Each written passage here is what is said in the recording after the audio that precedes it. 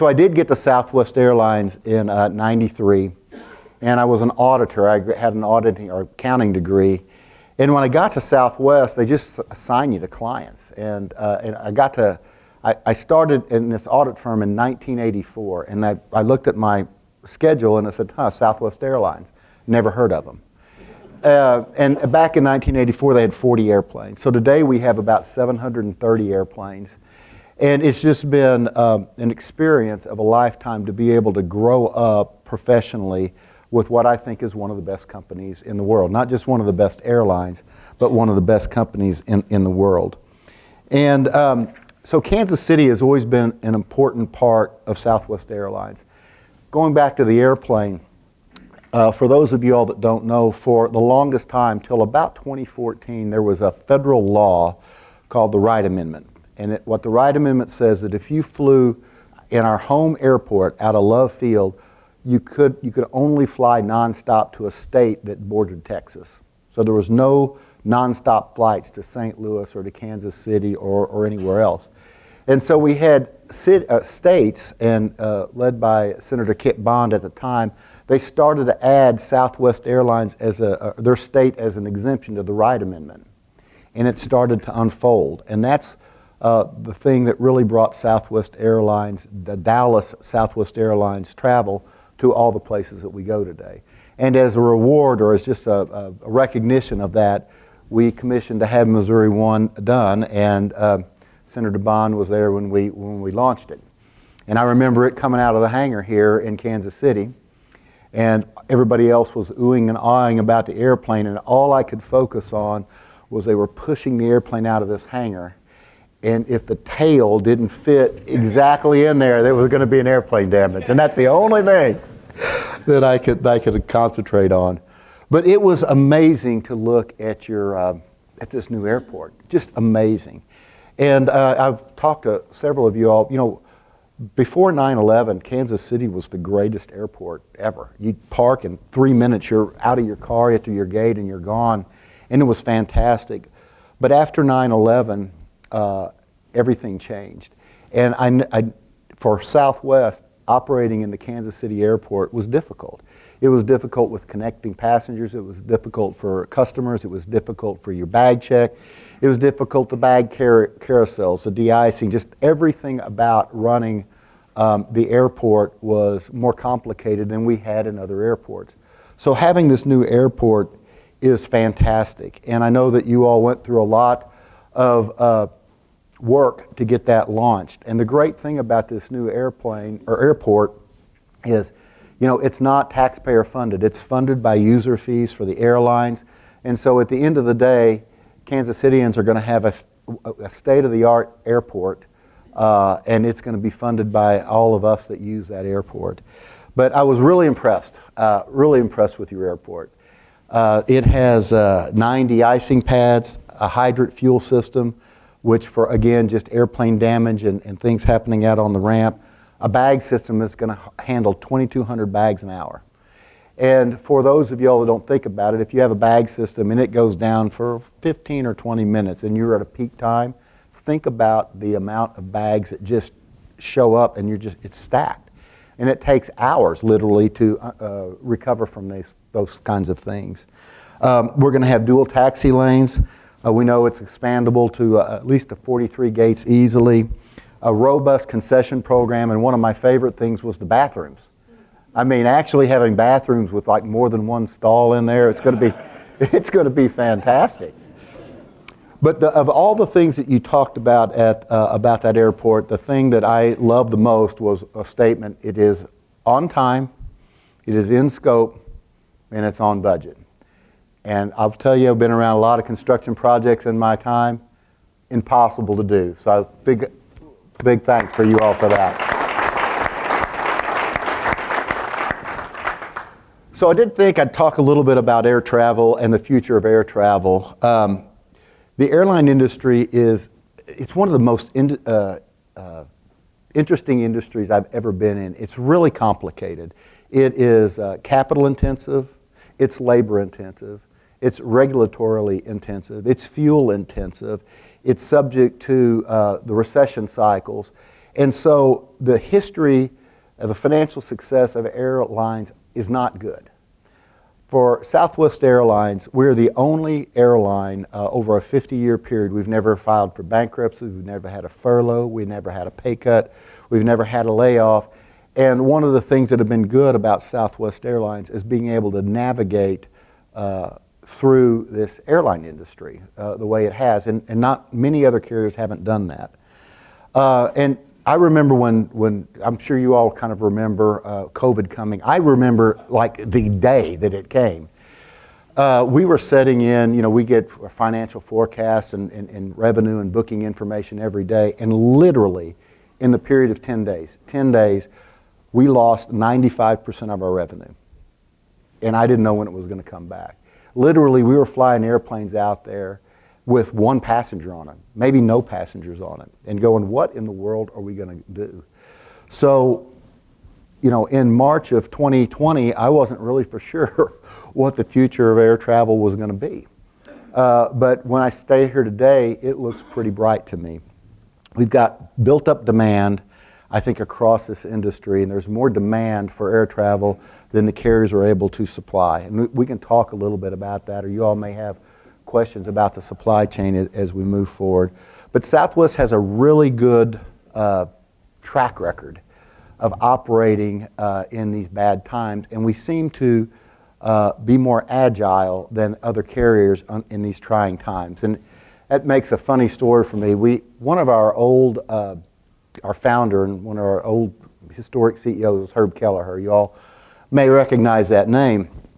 And he had this phrase one time. He came out, he said, I want Southwest Airlines, I want us to operate with the speed and the alacrity of a Puma. And I was just like you all. I'm like, I don't even know what that means. Because I didn't know what the word alacrity meant. So I looked it up, and it means a cheerful readiness and a promptness in response. And then I was like, Puma? What? Why not like a cobra or a tiger or a lion or what? Why a puma? And so I researched that animal. Well, it's a very fast predator, so it can outrun most of its prey. It's very adaptable to its environment, and it hunts day and night. And I was like, I get it. He wants Southwest Airlines to kind of, with a smile on our face and at a moment's notice, run down any competitor in any operating environment and beat them. And that is what I think the essence of Southwest Airlines is. And as we go into the future, those are the things that I think we're going to have to draw on the most: being agile, being quick, understanding what the art of the possible is, and try to go take advantage of these opportunities out there. So I mentioned a little bit about our bookings. Our bookings this summer look really strong across the entire industry. We were stimulating leisure travel all of 2020 and 2021, and there was hardly any business travel out there. Today, you can see business travel recovering, and I suspect by the end of the year, we'll be within 10% of what business travel was in 2019. That's a huge improvement for the industry, and really excited about that. One of our largest headwinds, of course, is fuel. Fuel's over, I don't know, I hadn't checked it today, but it was $100 a barrel. It could be 98, could be 105. But we burn 2 billion gallons of fuel a year, 2 billion gallons. So when fuel goes up 1 penny, it's $20 million. Let me tell you, it goes up more than 1 penny at a pop. The great thing about Southwest, one of the things that helps with our agility, because we've been such a strong carrier with a strong balance sheet, we have a really extensive hedging program in place. So we already have 2/3 of our fuel hedged for the year. And it's a little bit about like what these airport guys did. How in the world, in today's environment, are you under budget? I mean, I don't know about you all. I can't go get my lawn mowed for the same amount that I did 2 years ago. And just having the goods and processes in place, being pre-ordered with your material, having the ability to go do that is really important and adds a lot of stability. And then we've talked a little bit, I talked with Ian a little bit about sustainable aviation fuel. So of course the airline industry, in terms of carbon emissions, if we want to be carbon neutral in carbon emissions, and all the airlines want to be carbon neutral by 2050, You're going to have to do something about engines on the airplane because that burns all of the carbon. So there are things that we're doing at Southwest Airlines to try to improve on that we can do in our own control. First of all, we can modernize our fleet. So we've got a huge order book with Boeing on the Boeing MAX. It's a fantastic airplane. The fuel burn on the MAX as compared to the airplanes we're replacing, they're about 14% better. So we have an order book of about 600 airplanes over the next 10 years to come from Boeing. So that will help us in our carbon emissions. The second thing that we can do without a lot of work is I know that the air traffic control system can be modernized. There are good, sophisticated avionics in the cockpits that can get airplanes from altitude down to the ground way more efficiently.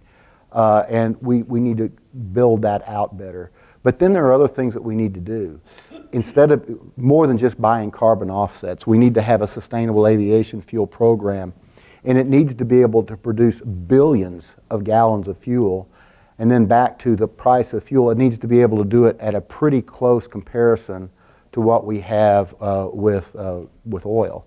And so that's a big effort. That's probably a 15-year effort. It's going to take government investment in there and government oversight in that. And I think that's a good thing for our government to be focused on is how do we build out a sustainable aviation fuel practice for the airline industry. Just closing up here, some of the big things that we're working on coming out of this pandemic is to getting our network restored. And you all probably have felt your flight activity here drop. We opened up 18 new cities during the COVID pandemic, and what we did was take airplanes that were flying between our existing city pairs that really didn't have many people on there, pull service out of those places, and opened up these 18 new cities. Huge benefit for us revenue, because it was revenue that we were not going to be able to get otherwise. What we need to do now for the next couple of years is to go restore our network. So add back the frequencies that we have, add destinations, and you think about the Kansas City airport, we want to be able to go do that here. If you think about Southwest, and I've talked to several of you all, Southwest is the #1 carrier in Kansas City by far. We have almost 50% of the business here. And the reason for that is we have this point-to-point network, and we're the only really large point-to-point network in the world.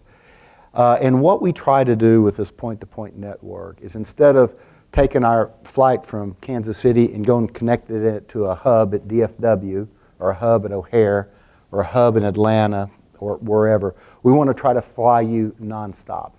So we have 60 flights a day.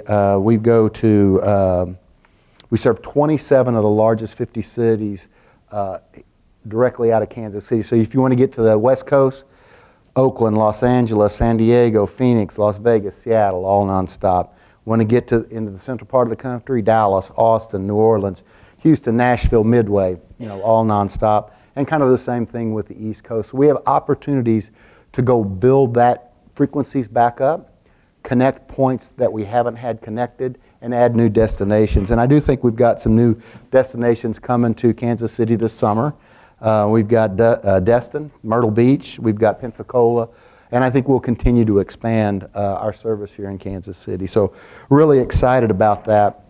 And then the last thing I will just talk about is as we move into the future, it's really important for carriers, all airlines, to what I would just say modernize their operation so they can be more efficient and more effective. You could see a lot of those things happening out at the airport today, and it's the little things that I talked about adding that will help us modernize. But when we think about modernizing our business, I think about it in 3 chunks. First of all, customers. So what do customers want? They want to be able to do everything at their fingertips on a mobile app, make any change, any adjustment that they want, any reaccommodation that they want. They'd like to know how long is the TSA line going to be, how long are the lines going to be at the concessionary places in the airport. So we're making investments in what I would say the customer-focused areas of the business, making travel easier. For example, we know at every point in time where your bag is. If your bag's not there, why would we make a customer go down to the bag claim and just stand there and watch the bags come out and the bag's not there? What we'd like to do is say, hey, somehow your bag didn't get connected. Here's why. Here's what we're going to go do. Go on, and we'll get the bag to you. So those are the kinds of things that I think customers want, just easy. I always tell people the airline business is pretty easy. It's what do customers want? I want to show up when my flight is, depart on time, land on time with my bag, and treat me like family in the process. How hard could that be? Sometimes it's a little harder than that. The second thing that we're looking at in terms of Southwest is our own efficiency in turning airplanes. We talked a little bit about on the airport tour, all the Southwest Airlines gates, they're as close to the runway as we could get them. And the idea being is, look, we want to get, we would rather the customer walk a little bit further to the gate, but when they get on the airplane, taxi straight out to the runway and take off. And when we get to the runway, get right back to the gate, and you don't get stuck in some of these long Congo lines. And you've been at some airports that have really long taxi lines, and you can spend 30 or 40 minutes taxiing out to take off. And our average flight's like an hour and 40 minutes, so we don't want to taxi for 40 minutes. There are other things that we're trying to do in turning the airplanes to make it quicker. So the ops agent, the person that scans your boarding pass, they probably run up and down that jet bridge, what do you think, 4 or 5 times a flight? So, and that probably takes 5 minutes. What are they doing? They're bringing paperwork to the pilot. They're talking to the flight attendant. They're communicating with the ramp. And it's just time that if we can go automate and digitize that, I think we can be quicker and more crisp on the turn. It'll lower our costs and it'll keep our airfares low. So things like that we're working on. And then the last thing is airlines are very complicated networks. It's the most complicated network I've ever been around. And if you went to our headquarters in Dallas, we have a network operational control center, and it looks like NASA. We track every airplane. We know where they are in their routes, if they're holding out on the taxiway, our maintenance issues with the airplane. It's really sophisticated, but we need that same sophistication in some of our big airports. So Kansas City is one of our top 20 airports, and we need to have as good of command centers in Kansas City or in St. Louis or in Chicago or Baltimore or Denver as we do in the NOC, and we're making investments to be able to go do that. And it's really just knowing, everybody knowing what's going on real time.